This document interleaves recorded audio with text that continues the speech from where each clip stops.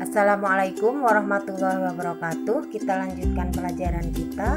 Materi hari ini adalah proses masuk dan perkembangan penjajahan bangsa Eropa. Berikut indikator dan tujuan pembelajaran. Tentu kalian sudah pernah mempelajari materi tentang penjelajahan samudra.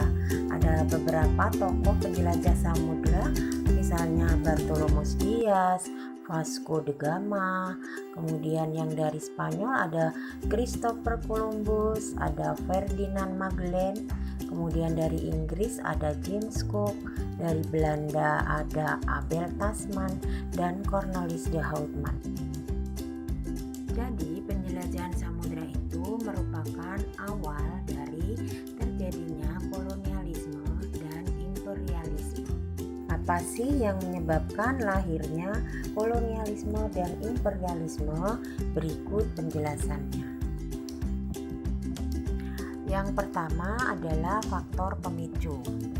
Jadi faktor pemicu lahirnya kolonialisme dan imperialisme adalah jatuhnya Konstantinopel pada tahun 1453. Jadi bertahun-tahun lamanya Laut Tengah itu menjadi pusat perdagangan internasional antara para pedagang barat dan timur. Salah satu komoditinya adalah rempah-rempah. Nah, para pedagang barat atau orang-orang Eropa ini mendapatkan rempah-rempah dengan harga yang sangat murah. Tapi setelah jatuhnya Konstantinopel ke tangan Turki, maka akses bangsa Eropa untuk mendapatkan rempah-rempah yang lebih murah ini menjadi tertutup. Harga rempah-rempah melambung sangat tinggi di pasar Eropa. Nah, oleh karena itu mereka berusaha mencari dan menemukan daerah penghasil rempah-rempah ke dunia timur. Faktor utama dari lahirnya kolonialisme dan imperialisme adalah gold, glory, dan gospel. Gold memburu kekayaan dan keuntungan, glory memburu kejayaan, gospel menjalankan tugas suci untuk menyebarkan agama. Sedangkan faktor pendukungnya adalah adanya berbagai penemuan baru dalam berbagai bidang, termasuk dalam bidang teknologi maritim, seperti ditemukannya kompas, navigasi, dan kartografi atau pembuatan peta. Selanjutnya, berikut penjelasan mengenai penjajahan bangsa Barat di Indonesia. Bangsa Barat yang pertama kali datang ke Indonesia adalah bangsa Portugis. Bangsa Portugis tiba di Malaka pada tahun 1511 dipimpin oleh Alfonso de Albuquerque. Yang kedua adalah bangsa Spanyol. Spanyol tiba di Kepulauan Maluku pada tahun 1521, yaitu tepatnya di Tidore, dipimpin oleh Sebastian del Cano. Nah, kedatangan bangsa Spanyol ini mengganggu keberadaan Portugis di Indonesia, sehingga kedua negara ini mengadakan perjanjian atau perundingan yang dinamakan Perjanjian Saragossa. Berikut isi dari Perjanjian Saragossa. Yang ketiga adalah bangsa Belanda. Bangsa Belanda tiba di Banten tahun 1596 dipimpin oleh Cornelis de Houtman.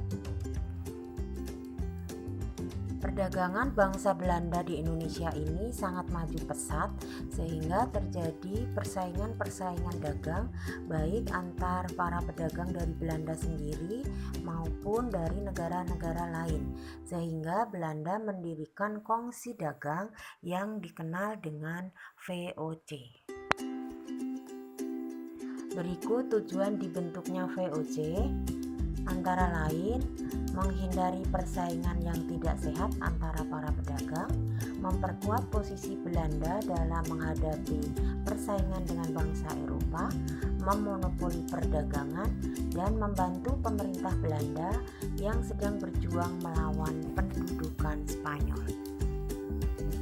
Kemudian VOC mempunyai hak-hak istimewa antara lain menjadi wakil yang sah pemerintah Belanda di Asia, memonopoli perdagangan, mencetak dan mengedarkan mata uang sendiri, mengadakan perjanjian dengan negara lain, menjalankan kekuasaan kehakiman, memungut pajak, memiliki angkatan perang, dan menyelenggarakan pemerintahan sendiri. Berikut kebijakan-kebijakan VOC.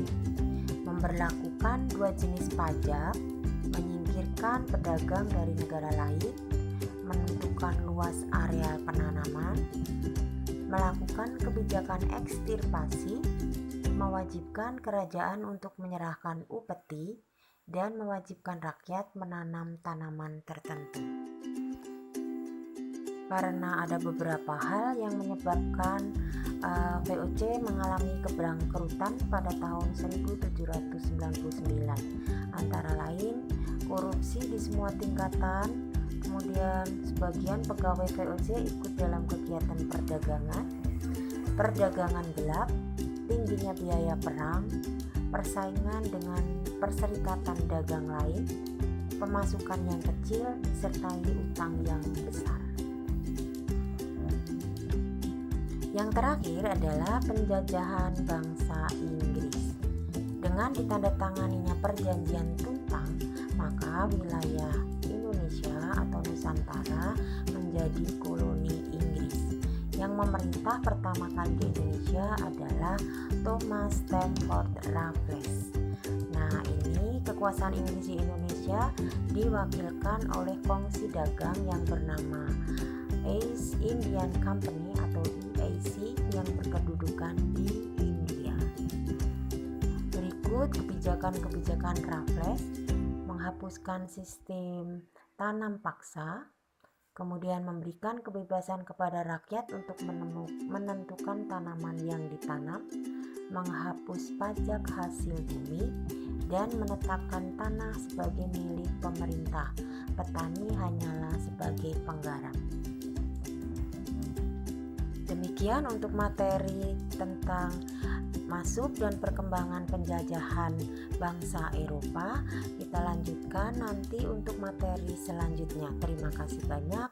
Semoga bermanfaat. Assalamualaikum warahmatullahi wabarakatuh.